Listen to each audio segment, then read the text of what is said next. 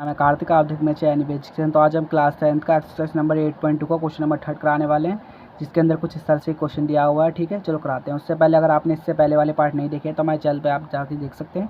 पूरी वीडियो आपको एंड तक देखनी है, सारे सवाल आपको अच्छे समझ में आ सके। चलो कराते हैं क्वेश्चन को। तो क्वेश्चन में हमको क्या दिया हुआ है, 10 a + b = √3 है ना। और यहाँ पर क्या दिया हुआ है, दूसरी इक्वेशन क्या दिया है हमें, 10 a - b = 1/√3। इस तरह से हमें दिया हुआ है और हमें फाइंड क्या करनी है, फाइंड करनी है ए की और बी की वैल्यू फाइंड करनी है, हमें ए और बी की वैल्यू फाइंड करनी है। ठीक है, इस तरह से।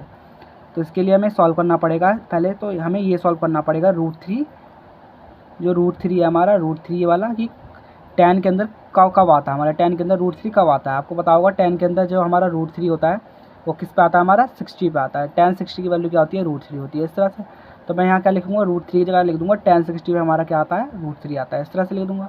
ठीक है, और देखो 10 से आपका 10 कट जाएगा, देखो।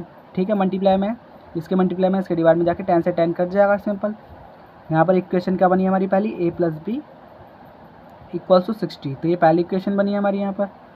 दूसरी ऐसे हम इसको करेंगे, tan a - b = 1/√3 किस पे आता है हमारा, तो आपको पता होगा tan 30 पे आपका 1/√3 आता है। इस तरह से तो यहाँ क्या लिखेंगे, tan 30, इस तरह से लिखेंगे।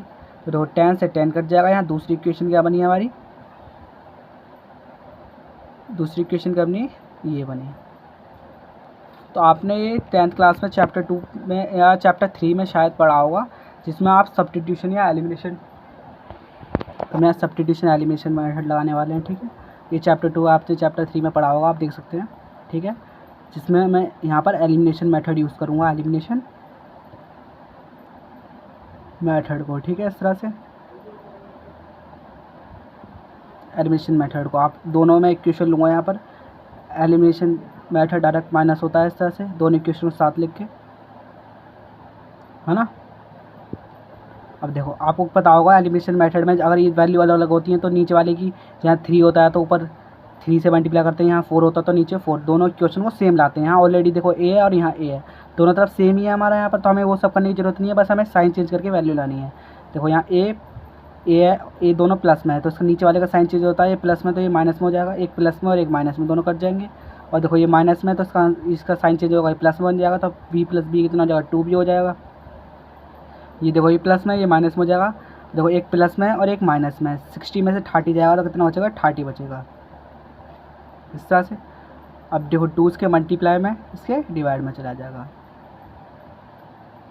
उसको काटेंगे आप, काटेंगे से डिवाइड करेंगे 2 की, इस तरह से। 2 1 जा कितना हो जाएगा, 2, 3 में से 2 जाएगा 1, ऊपर से 10 आ जाएगा। 10 कितनी बारी पे आता है, 5 बारी पे, इस तरह से कट जाएगा 15 बारी पे। b की वैल्यू क्या आई, 15 आई हमारी। अब इन दोनों इक्वेशन में से एक में रख दो, आपकी a की वैल्यू आ जाएगी, तो a हमारा ऐसे रहेगा, माइनस b की वैल्यू कितनी है हमारी, 15 है, = 30। अब a हमारा ऐसे रहेगा, तो ये माइनस में उधर जाकर किस में हो जाएगा, प्लस में हो जाएगा, पता होगा आपको। तो कितना आ जाएगा, 30 + 15 कितना हो जाएगा, 45। इस तरह हमने ए और बी दोनों की वैल्यू फाइंड करनी है। वीडियो अच्छी लगी तो चैनल सब्सक्राइब जरूर कर लेना।